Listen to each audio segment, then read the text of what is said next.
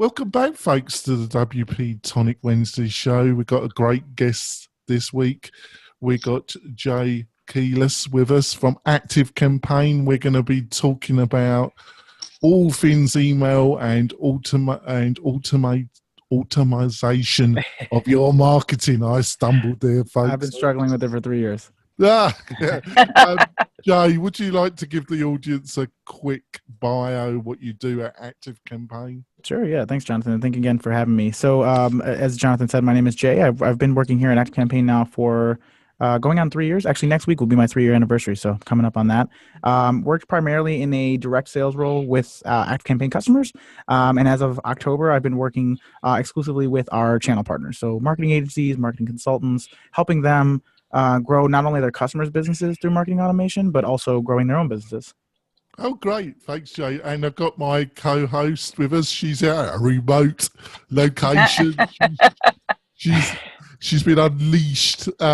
Kim, sorry. Kim, would you like to introduce yourself quickly to the audience?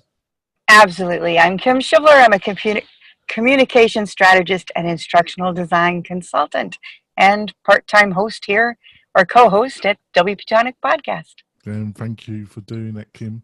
And I'm the founder of WP-Tonic. We're a support maintenance company.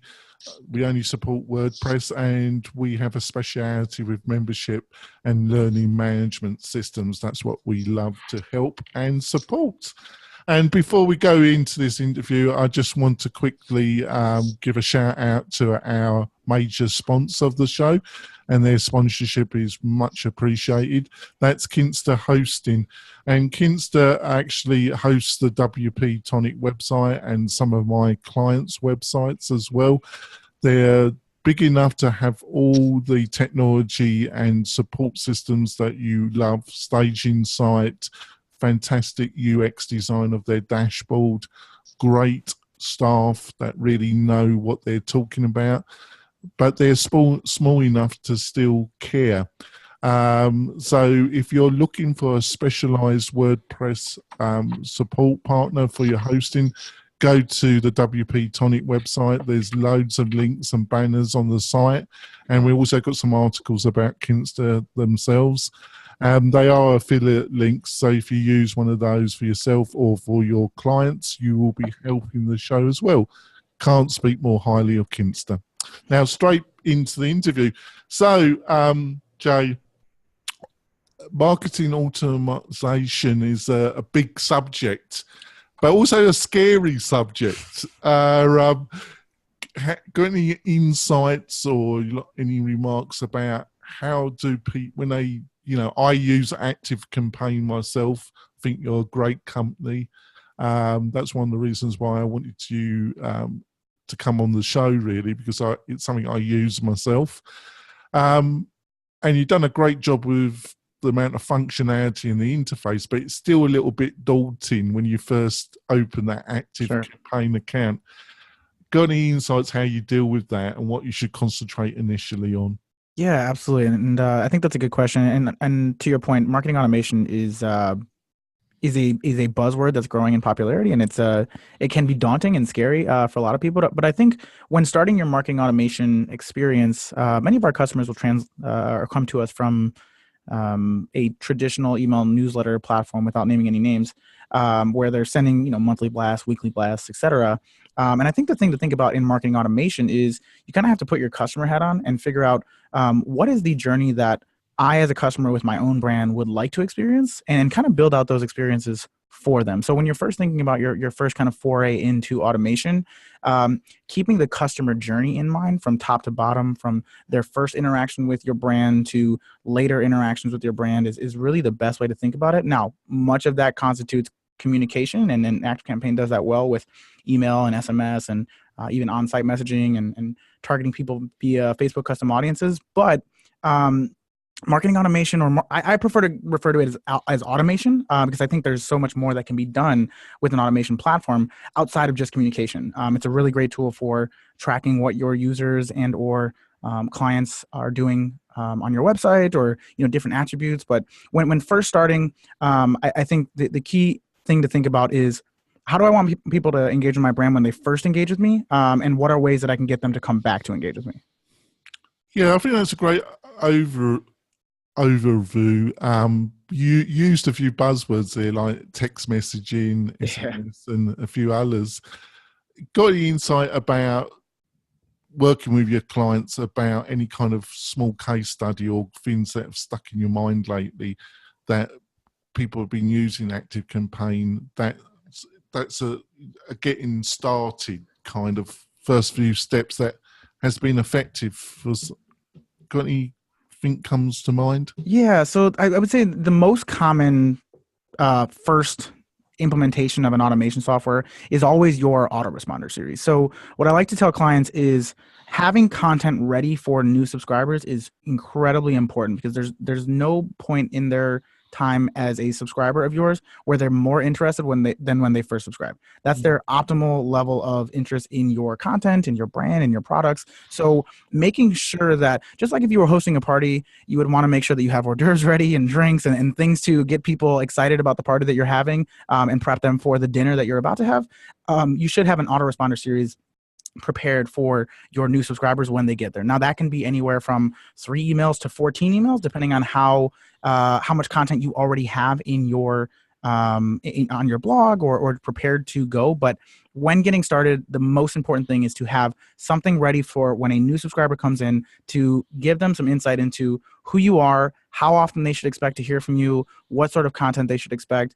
And I also like the featuring popular blog posts. Now that can change as your content strategy adjusts or evolves, but having something ready from the get-go is crucially important to starting in marketing automation. And one of the things I like about your company is that you're approachable as well. You know, if you're having some trouble, you will do some face-to-face training with people, won't you? Yeah, absolutely. We have a lot of different opportunities to engage with our support staff, with our success team, with our sales team. A lot of different touch points here at ActiveCampaign, whether you're a direct customer or if you're an agency partner or a reseller of ActiveCampaign as well. Oh, that's great. Kim, got any questions for us, Kim? I do. With online marketing and email marketing in particular has become so competitive. We know that you recommend that they have a good series. Do you have any recommendations for what that lead magnet should be? Because just give me your email and I'll put you on my newsletter doesn't seem to be working so much anymore. Yeah, and I'd like to get rid of the word newsletter forever if possible. If we can, as a conglomerate, just get rid of and expunge the word newsletter, I'd really like to do that. Frankly, I think a lead magnet really depends on the market and the industry that you're in. In some cases, in like the B2B space, a report is always a really good lead magnet. Some sort of like top 10 list. We live in the BuzzFeed world, so people love their top 10 list, their top 5 this, their top 15 that.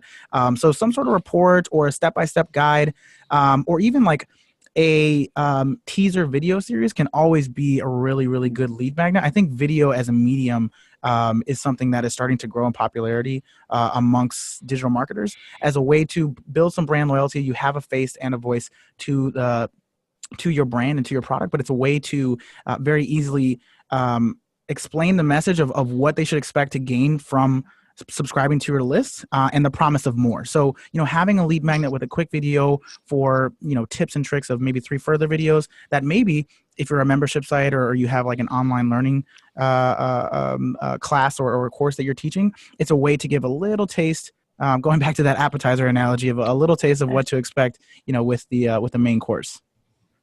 I think that's great. What do you reckon, Kim?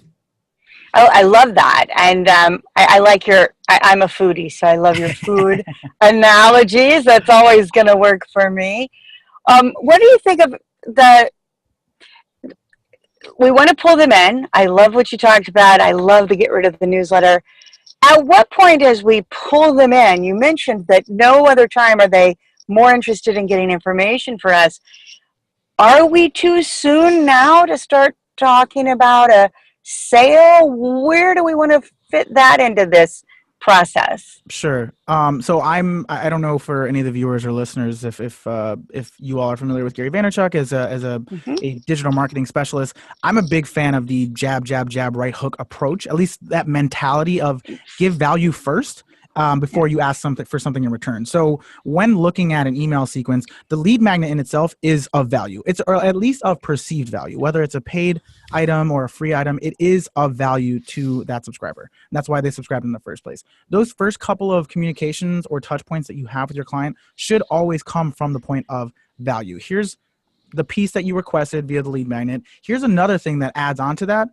And from a marketing automation standpoint, that's a really good way to take a general audience member and then segment them based on what they're engaging with. So providing them with a couple different links of subject matter or different products that you offer or services that you offer is a way for you to then say, okay, well, Jonathan clicked on this link, so I'm going to put him in this class. Whereas Jay clicked on this link and I'm going to put him in this class. So providing value up front and then using that engagement to then dictate who is more actively interested versus passively interested. When you can determine who is actively interested and engage with your content, that's when it's time to strike. I think the best approach is always give value, things that they care about, helpful hints, tips, before you actually ask for the sale. And the thing is, when someone gives first, the amount of Kickstarter campaigns out there and like Patreon accounts for podcasters where their listeners are getting value out of listening or absorbing their content, you get to a point when you give so much value that people want to give you their money. Yeah, I understand it. Has there been any kind of campaigns that you've seen recently on websites? You know, you're a millennial. You've been exposed to this world from a very early age in a way, much earlier than me. Has there been any campaigns that, you know, that's kind of either talking to your client base or outside work, and you've seen a campaign that's caught your eye actually, Jay, that you thought that was doing it really well? Yeah, so I actually recently subscribed to a newsletter of Jason Swank. So Jason Swank has a podcast and a blog. He works with digital marketing agencies on how to grow their agencies. So he pretty much he's sold a bunch of agencies, grown like 3 7-figure marketing agencies. And his whole shtick is to help marketing agencies grow. So I recently subscribed to his newsletter so that I could then learn how to give advice to my clients. And one of the things that he does that's really interesting is he has a 3-video series similar to the one that I was describing that gives a taste of his larger product. So it's kind of in the digital marketer world, they call it a tripwire. So it's a small little taste of something where it's 3 videos that give you value. And even if you just walked away with those 3 videos, it is valuable for you as a marketing agency, but it gives you a taste of something more. One of the things that that he does interestingly that I notice, and as somebody who lives in this world, I appreciate it, is he's very upfront about the fact that he's tracking you, and not on like a Big Brother 1984 way, but in a way that says, I saw that you clicked on the link for this course that is the larger course that I'm selling. What's holding you back? Please reply to this email. I'd love to engage with you. And that's something that I think, one, from an email deliverability standpoint, replies from your contacts are huge. If you can ask for engagement within the first couple of emails, that is going to amplify your deliverability of emails into their inbox in the first place. But 2, it gets people talking to you as a business. And if you can be human in your content the way that Jason has done, I think it's a really interesting approach to really just handle the objection up front and say, hey, I know things like this can be scary. Please reply to me. I want to understand what's the holdup or why you feel like you're not ready for this class now, to see if maybe, we can come to a mutual agreement of some sort. It's an interesting approach that I've seen, just facing up to what automation is. Yeah, I think you've touched something there that's really very insightful, Jay, is that automation like this is a way of seen in a way of removing yourself, but it isn't. What it should be is it should be a way that allows you then to focus on the people that's really interested in your product and service, and then offer them a much more custom human touch. Sure. I think that's a great way, and I think that was a great insight. We're going to go for our break, folks. We'll be back in a few moments. We're going to have a real I'm trying to find a food allergy for this discussion. I've failed, but we're going to have a real binge. That's it. We're going to have a real binge on our marketing automation when we come back, folks. We'll be back in a few moments. We're coming back. We've had a feast of information and we're going to now stuff ourselves completely. That's right. So, ActiveCampaign, so you're in a very competitive sector. I would imagine all your competitors are looking at what you're doing and that. But how do you think this is how the whole sector is going? Do you see any kind of trends in the next year about how the sector in total is going with automation? Sure. So the biggest trend that I'm seeing with not only ourselves here at ActiveCampaign, but a lot of the other platforms is stepping even more outside of email as a means of communication. It really is a crowded channel. I can't even think and fathom how many newsletters I'm subscribed to or how many email lists that I'm on. And it's the ones that have the best content that I'm going to gravitate towards. But the thing is, when it comes to content engagement, everything's about behavior. So whether you're listening to podcasts or you're opening emails or you're engaging with a social media account of a brand that you do business with, we all fall into behavior. So one of the things that's becoming a trend in automation as a whole is separating the different touch points through a lot of different means of communication. So some of the things that we've done here at ActiveCampaign is to focus on not only email as a means of communication, but also SMS technology, on-site technology. So actually popping up a call to action on your website where people can engage. And at that point, the barrier to entry is so much lower than it would be via an email. So once they're on your website, capturing that attention and making sure that we give them a compelling call to action. And we've also recently added a Facebook custom audiences integration as well. So now we can engage with them via email, retarget them via social, retarget them on your website. And that's really where the trend is going. I know long term we want to make that on-site message a little bit more conversational, but really across the board, maintaining touch points in a lot of different ways. And even more so on the Facebook side of things, chatbots are growing incredibly in terms of popularity right now because it is a way to humanize the initial touch points of the initial communication while still getting that information, adding them to your list and putting them into your world of content. And I think as far as like a channel that's growing in popularity that I think will continue to soar after some of the other Facebook stuff dies down or is resolved, will definitely be the chatbots as a means of communication. Yeah, my only comment with that is I interviewed Rand Fishkin last week. We had a great discussion and it's been published on Friday on iTunes. And he said that he he saw more of a trend. If you don't know, listeners, Rand is quite famous in SEO and was the CEO of Moz, a very well-known tool, provides software tools around SEO. But he was saying that he saw that software companies were specializing on one thing and one thing only, and trying to be best in that one thing. Sure. But I said, well, I've seen other companies do the opposite, and you're one of the companies. So you seem to be providing a suite of tools. Yeah. Have you got any? When you're having these discussions internally, do you ever have any fears that you're becoming offering this great value that you're becoming defocused?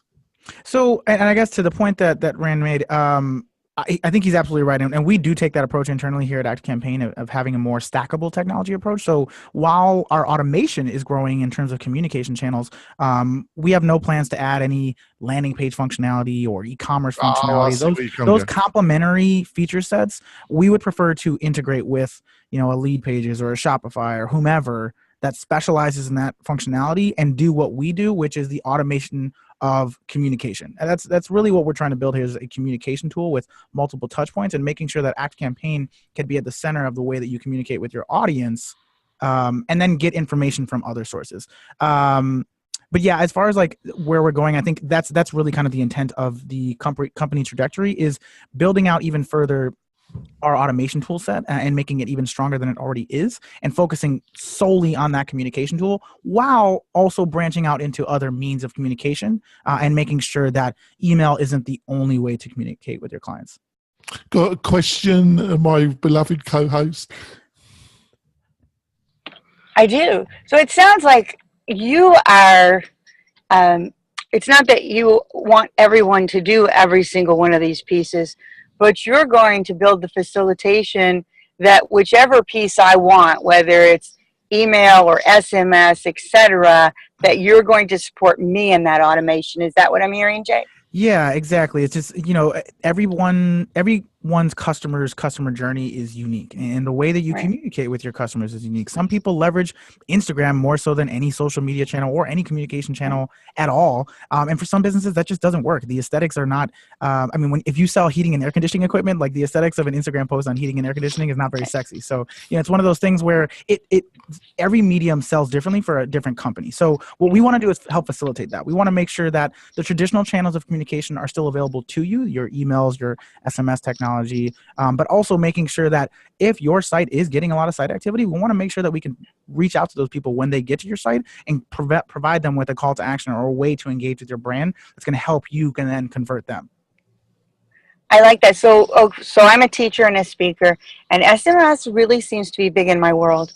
People are speaking and they have, just text me and then I text you something back. Sure. So with ActiveCampaign, if I have the service, so just want to make sure I'm hearing this right, I don't have to go buy another SMS platform to bring people in. I can do it all from right within my ActiveCampaign account.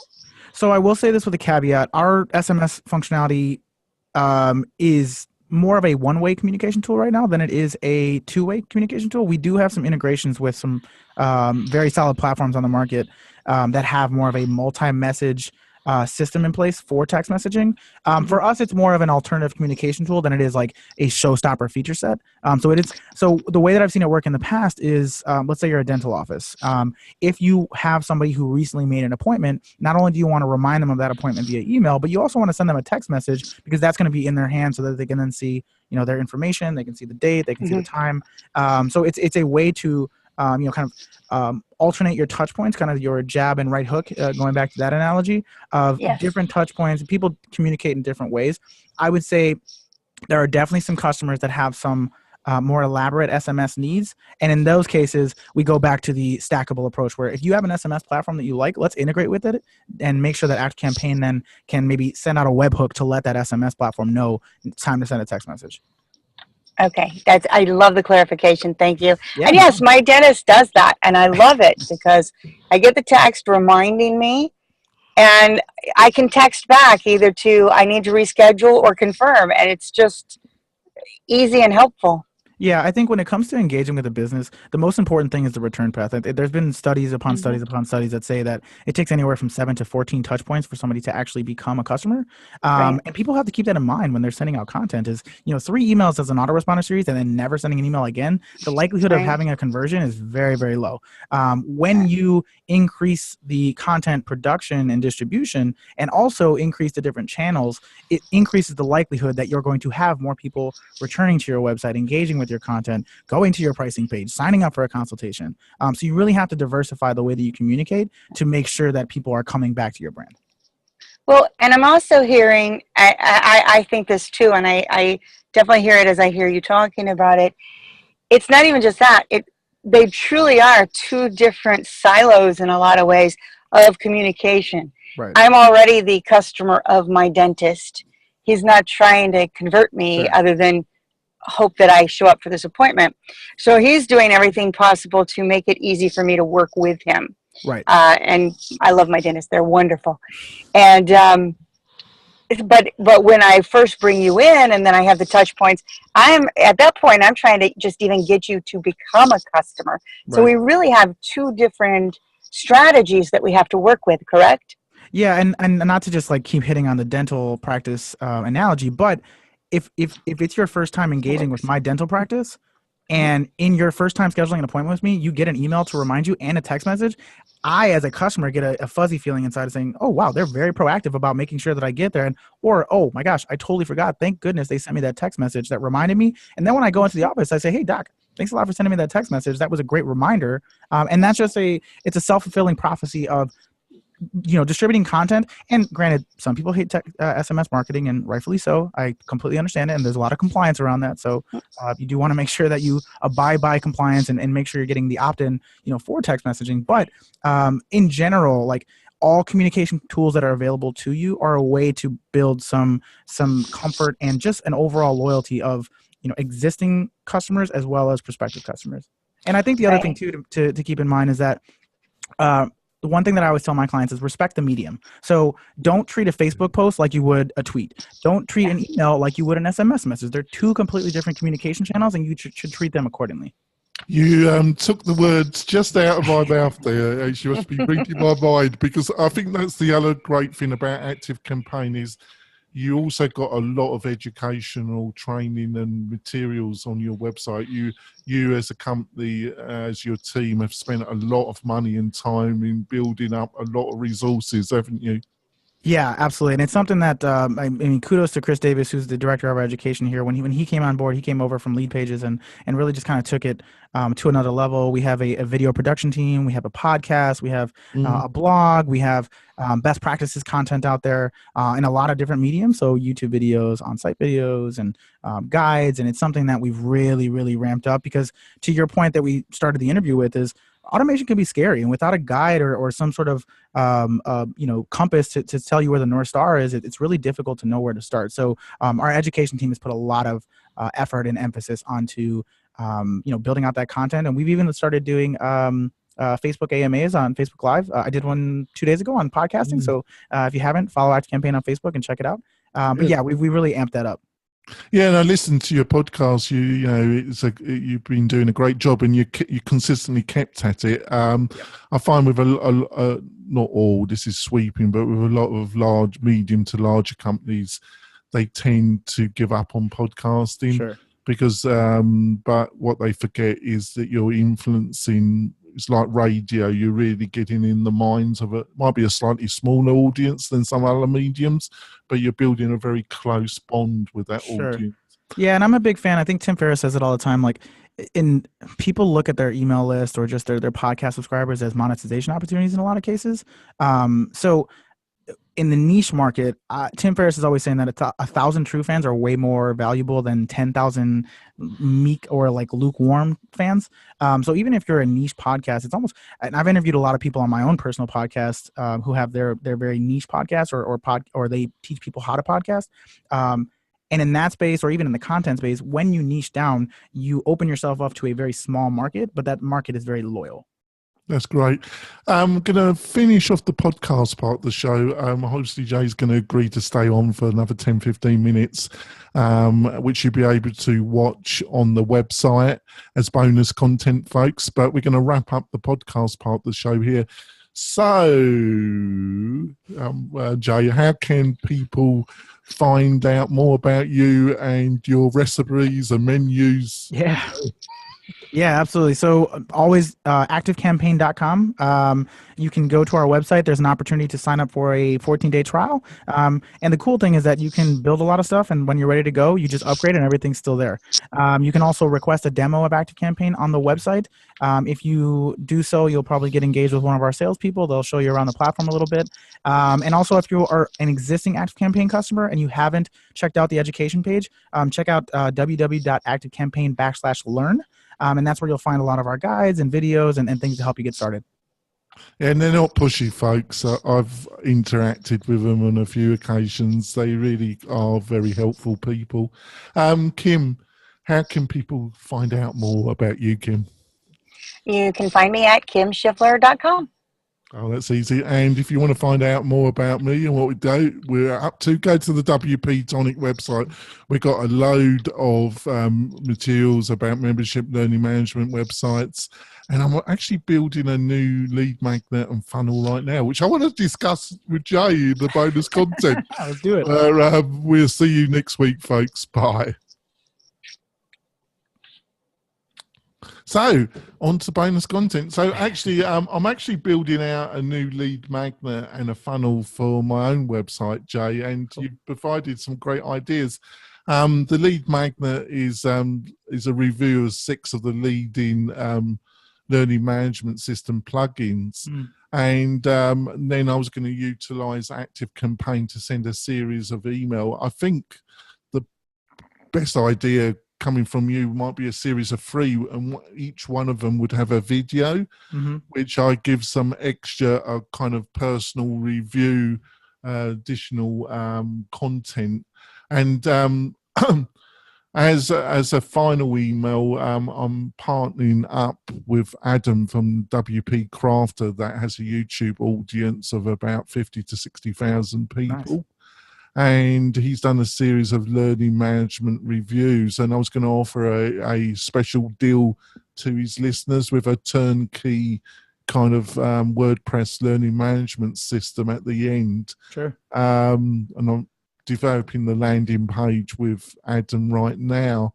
So what do you think of that? Do you think that might be a successful way of using ActiveCampaign? Yeah, and I love the video approach, as I mentioned on the podcast. I think one thing to think about, especially with ActiveCampaign or just automation in general, is using the hyperlink of the video to determine who has and who has not viewed the video or gone to the video, to then use that as a follow-up tool. So for those people who actually don't watch the video, remind them and say, hey, don't forget you have this video. It's your first step in this lead magnet series that you requested. So I want to make sure you get the value that you are hoping to get out of this. And you can use what we would refer to as an if-else statement to then split your audience from people who did engage with it, go to email number 2 with video 2. And for those who didn't, remind them, hey, check out this video. Because not only is it a good way, because as we discussed on the podcast, emails can get busy and people can get busy. So, reading the content oftentimes can fall to the wayside. So as a reminder to tell them, not only are you doing them a solid of saying, hey, you requested something valuable and I want to make sure you get it, but it's also a way for you to get them engaged and make sure that they go through the entire series, watch every video, and really, really get the value that you had initially promised, so they can really start to get excited about the further product or the future product. Yeah, I think video's getting more and more, important as I've also got a smallish YouTube channel, but I'm going to in the near future do more training and product reviews, and also mix it up with these interviews as well. So I think it will be a really good balance. So on an agency level, have there been any agencies that have been utilising ActiveCampaign? Anything? I know you can't go into specifics without their agreement, but is any of the agencies that you've been working with have been? Is any kind of examples coming to mind recently where you think, wow, they're killing it? Yeah, so what I'm noticing as a trend, just not only across our agencies, but agencies in general, is a focus on picking a niche or a couple niches to really fixate on as we are the experts in XYZ industry. So whether that be dentistry or chiropractic offices or car dealerships, even fitness organizations, people that tend to focus on a niche and how to add value to that niche is something that I'm seeing a lot of people grow much faster than those who try to drink from a hose or consume the whole elephant in one shot. Is when the people that tend to focus very heavily on that industry tend to grow more rapidly. They're seeing a lot more accounts come in because, especially from an ActiveCampaign perspective, you can come up with a system that's replicable and easy to replicate, in that we do have the share automation feature where if I know that this is my intellectual property Autoresponder Series that works for everybody, I can implement it and share it to every single account that I sign up. So it makes the onboarding process much quicker, but it also allows you to then build more custom solutions as like a white glove service. So some people have even started saying, okay, you can pay me a small retainer for these 4 automations and these 8 templates that I'll build for you that I know work for your industry, and pay me a small retainer. But if you want something a little bit more customizable, let's schedule some time. It's going to cost you a little bit more, but I will build you something that is unique to your business. And now that might result in 2% of people taking that offer for that premium product. But when you look at like the 80-20 principle of like where your income is coming from, theoretically 80% of your income should be coming from those people that are, purchasing the more repeatable, more predictable, smaller scale option. And then those people that really want to pay the top dollar for something super custom, you might only have 10 clients that meet that requirement. Oh, that's great. That's great. Where do you actually see video going? Because because YouTube kind of dominates it, but I think there was a kind of social video streaming platform that was building up, and then it died. You're probably aware of it, called Blab. I heard of it, actually. And it died. It died suddenly. But they were doing something where you could have streams of video, and they had a wall where you could see the upcoming shows or the live show, and people could just join in, and the host could actually allow people to join the conversation during a show. So it's very, very interactive, and but they it was a startup, and I think they just run out of money. Sure. I've heard of this before. Well, I don't think they found a really great way of monetizing it, and they were burning through their money. But I think, do you just feel that there is a lot of possibilities still in the video area? Oh yeah, absolutely. I think so. Video is one of those things that is, I mean, YouTube gets watched way more than even television now. So that as a medium where the eyes are, if you want to be where the eyes are, YouTube and or just video in general is a really good way to build loyalty. And what I like about video is that the people that allow themselves to be vulnerable on video oftentimes build even more loyalty with their audience, simply because they're showing all their cards. They're being very natural and organic with the way that they're presenting themselves to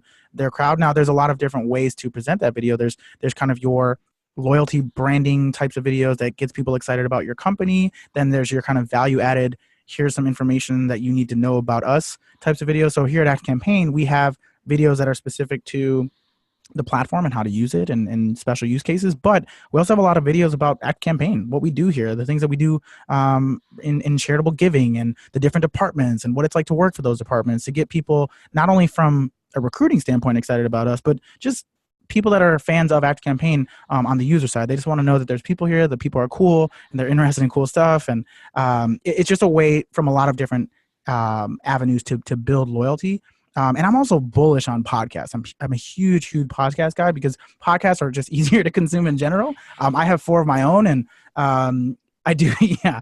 You're worse than me. Yeah, I know. I'm a glutton for punishment. One of my co-hosts always asks me if I ever see my girlfriend, and I tell him at least once a weekend. But she's very cool and very understanding. But nonetheless, like, podcasting is also a great medium. In that you can do anything while you podcast. Videos can be difficult to consume sometimes because you do have to dedicate time to watching those videos. So I would say just, as I mentioned on the podcast, diversify the way you communicate with your customers. If you're creating YouTube videos, you can download that as an MP4 and upload it as a podcast. And now you have something that multiple people can consume, where they can listen to the value and still engage with your brand. Oh, you're talking my language there, Jay. We push this to Facebook. We repurpose it for our video channel, right, and our podcast. So we hit them multiple ways. Yeah, absolutely.